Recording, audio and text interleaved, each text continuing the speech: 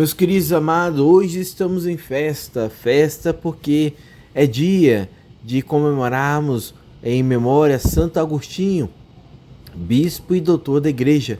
Sim, nessa sexta-feira, dia 28 de agosto, na nossa liturgia diária em família, hoje nós iremos falar um pouco de Santo Agostinho, que nasceu na Argélia, ou quer dizer, que nasceu na Argélia no ano de 354, filho de Santa Mônica, e que veio da educação cristã. As suas qualidades intelectuais desprezavam-se revelar e apontam para um futuro brilhante como mestre de retoria. Apesar de tudo, se envolveu por uma vida desordenada, mas não se apegou a essa vida e nem à ansiedade, mas sempre buscou querer saber da verdade, pois através da verdade que ele descobriu a verdadeira paixão. Assim, ele foi batizado no ano de 387, regressou para a África e fundou então a comunidade monástica em Tagat, que é hoje a Argélia, e organizando segundo o modelo da comunidade que falava nos Atos dos Apóstolos. Ele foi ordenado sacerdote pelo bispo Valério, a quem sucedeu então no governo da diocese de Hipona no ano de 395 e transferiu sua comunidade para a casa episcopal. Dedicou-se então no mistério da palavra e da defesa da fé. Escreveu mais de 200 livros, no quase milhares de sermões e cartas.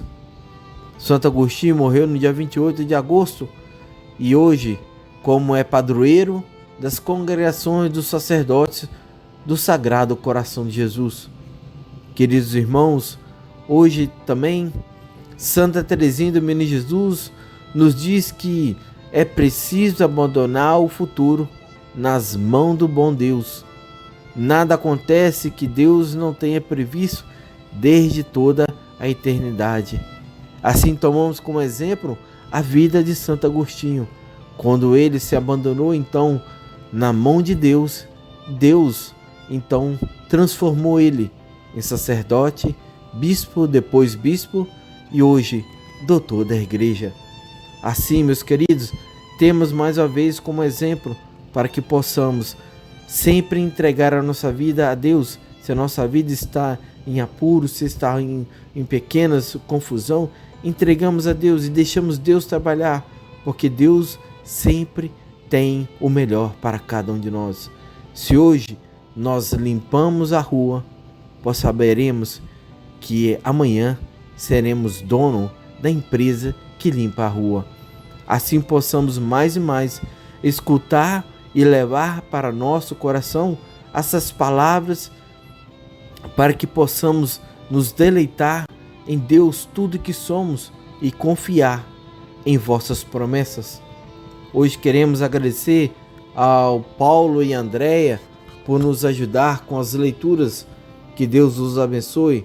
Em nome do Pai, do Filho e do Espírito Santo. Amém. Nosso momento, das nossas orações, assim possamos deleitarmos em Cristo. Senhor Jesus, gostaríamos de lhe confessar que somos pecadores e devido à nossa consequência estamos aonde estamos. Alguns muito bem, outros não tão bem, e dessa forma o mundo vai vivendo, não importando aonde pisa. O que importa é a busca da felicidade, mas a felicidade aonde? Aonde está essa felicidade?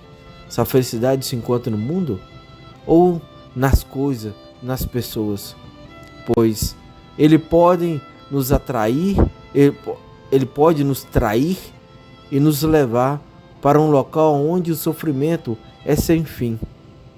Pai, somente em Ti que se encontra a nossa verdadeira alegria, felicidade, esperança, confiança e certeza da vitória. Pois o Senhor tudo vê, o Senhor tudo sabe, o Senhor tudo conhece.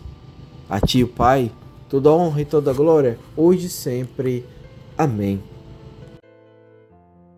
Leitura da primeira carta de São Paulo aos Coríntios.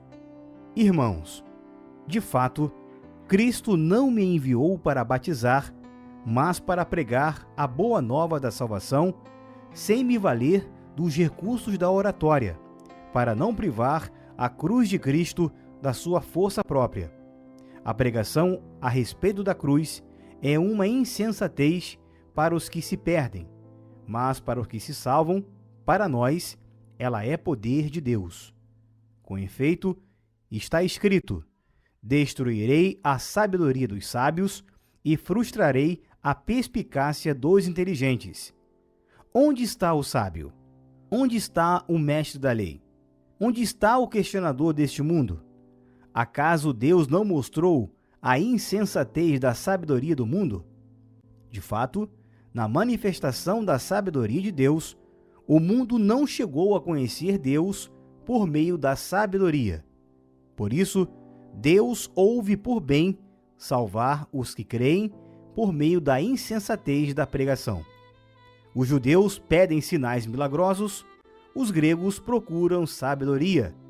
Nós, porém, pregamos Cristo crucificado, escândalo para os judeus e insensatez para os pagãos. Mas para os que são chamados, tanto judeus como gregos, esse Cristo é poder de Deus e sabedoria de Deus.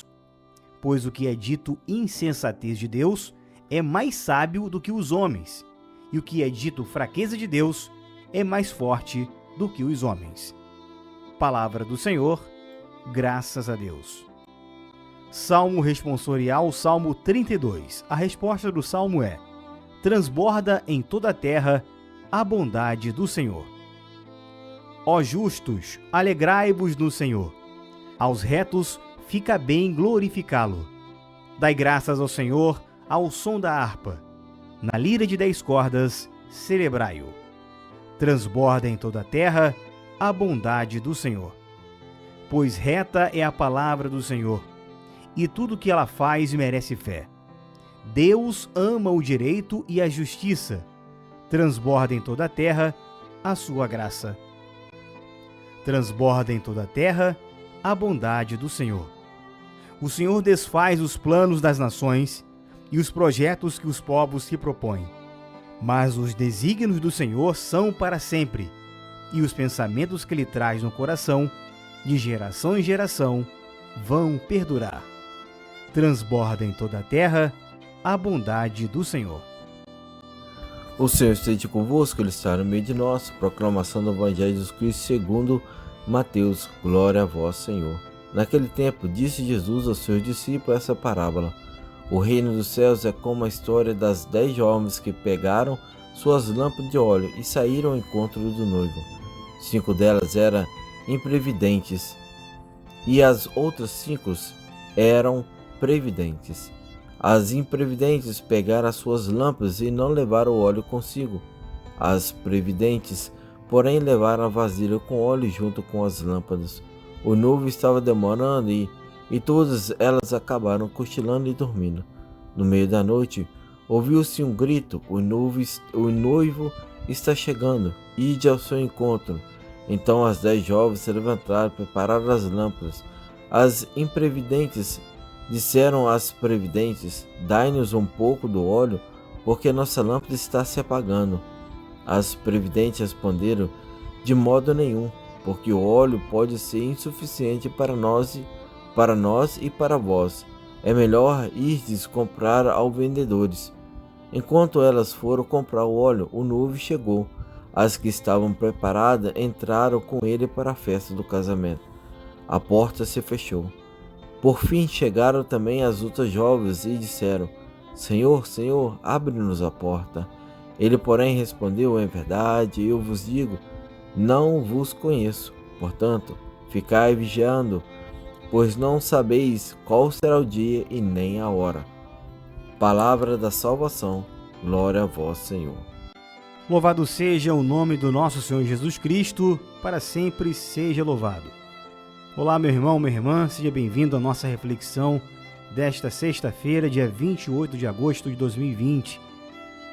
Estamos na 21ª semana do Tempo Comum e hoje a primeira leitura, ela nos traz na primeira carta de São Paulo aos Coríntios, capítulo 1, versículo 17 ao 25, onde o apóstolo São Paulo ele passa a explicar a linguagem da cruz.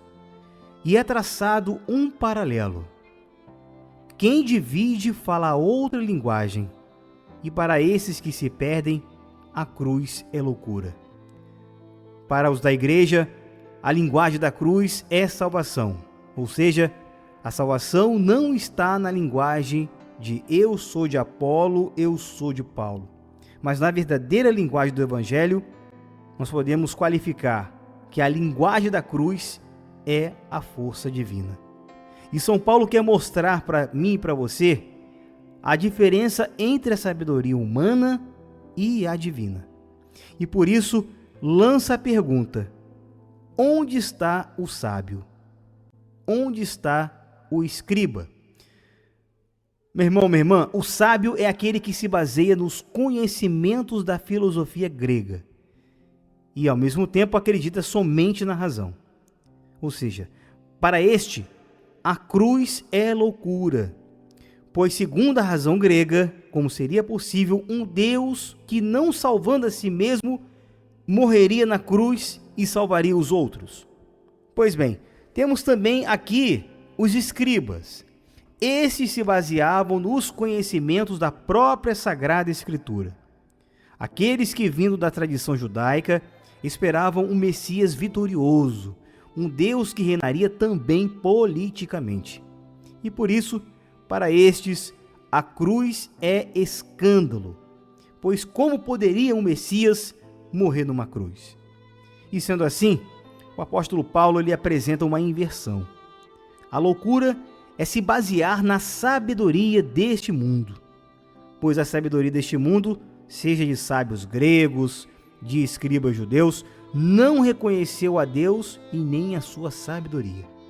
Por isso, a mensagem da cruz é sim uma loucura, mas diferente da humana, pois salva os que nela creem. E ainda deixa claro que os próprios sábios e escribas podem alcançar essas forças e sabedoria de Deus.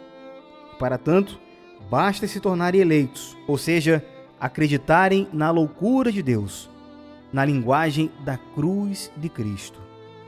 Vejamos aqui, meu irmão, minha irmã, no versículo 25, é o que chamamos de dobradura, né? Na primeira parte, ele conclui que o raciocínio do trecho anterior sobre a sabedoria humana e sabedoria divina, ela esclarece basicamente que a loucura de Deus é mais sábia do que os homens.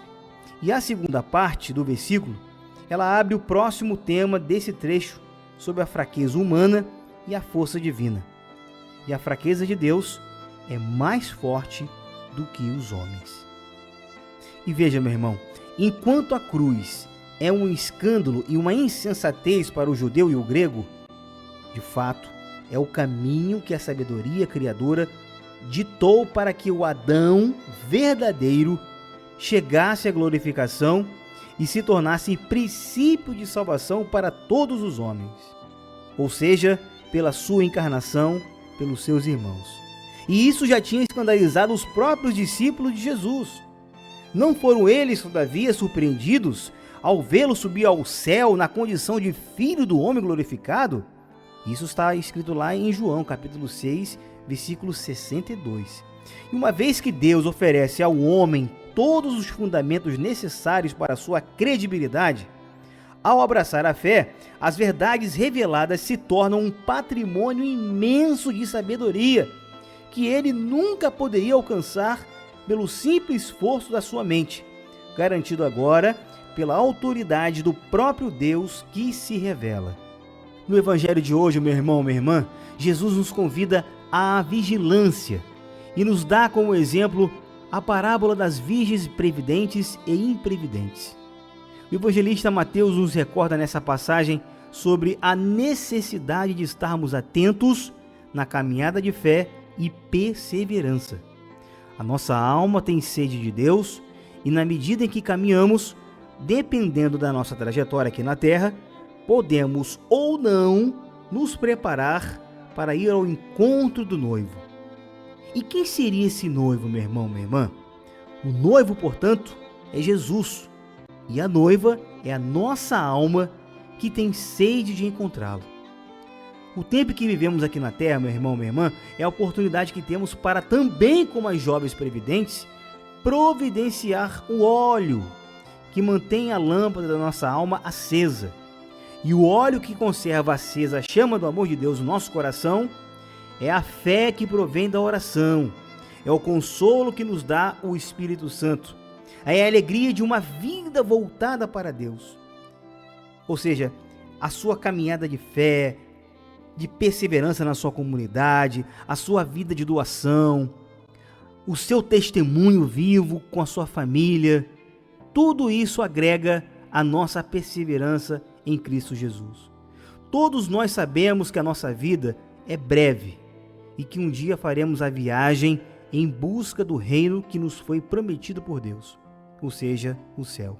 Quando vivemos entregues somente às coisas que o mundo nos acena e temos o coração ligado às coisas passageiras, nos esquecemos de alimentar a nossa alma. E com certeza nos faltará luz para atravessar o vale escuro do caminho que nos levará para outro estágio da vida. E vejamos aqui neste podcast da reflexão de hoje, as jovens imprudentes talvez vivessem uma vida despreocupada de Deus, achando que buscando somente as coisas do mundo, na hora da necessidade, Deus traria o óleo para suas lâmpadas. E muitas vezes nós também ficamos como que meio adormecidos, anestesiados, não é verdade? Diante das preocupações com o trabalho, com a sobrevivência, o apego ao dinheiro, e confiantes de que ainda temos muito tempo de vida para só depois pensarmos nas coisas de Deus. E Jesus, porém, nos diz: ficai vigiando, pois não sabeis qual será o dia e nem a hora. Ou seja, meu irmão, o caminho o qual precisamos atravessar é escuro. E haverá um momento em que a porta se fechará. Por isso precisamos nos preparar, meu irmão, minha irmã, principalmente nesses tempos de pandemia. Enquanto é tempo, toda hora é hora para adquirirmos o que manterá a nossa lâmpada acesa, meu irmão. É na intimidade com a palavra de Deus que vigiamos a espera do noivo, que virá um dia para nos levar para a morada que Ele mesmo nos preparou. E eu quero fazer uma pergunta para você em cima desta reflexão do Evangelho de hoje. Onde você está buscando o óleo para conservar a sua lâmpada acesa? Qual será o óleo que está faltando para que você esteja com a sua lâmpada acesa, principalmente nesses tempos difíceis em que o mundo vive? Você vive fraternalmente com as pessoas, em sua comunidade, em sua paróquia? Como você tem tratado as pessoas da sua casa, aquelas que você mais ama, que está mais próximo de você? O que você faz quando não simpatiza com alguém? Essa pergunta é tão difícil. E por que não dizer um desafio para os tempos de hoje?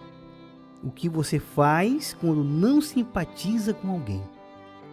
E finalizando esta reflexão, meu irmão, minha irmã, o Salmo de hoje nos leva a esta reflexão sobre a resposta.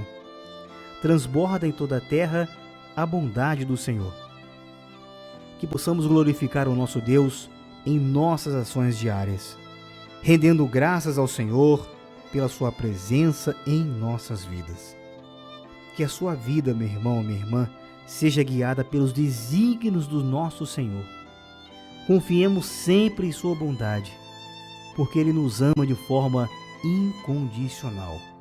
E que este mesmo amor seja levado por você até os seus, de sua família, com os amigos do trabalho e na escola, e até mesmo com aquelas pessoas que você não simpatiza. Que sejamos os verdadeiros instrumentos do amor de Deus para este mundo, vivendo o nosso estado de vida. Assim seja. Amém.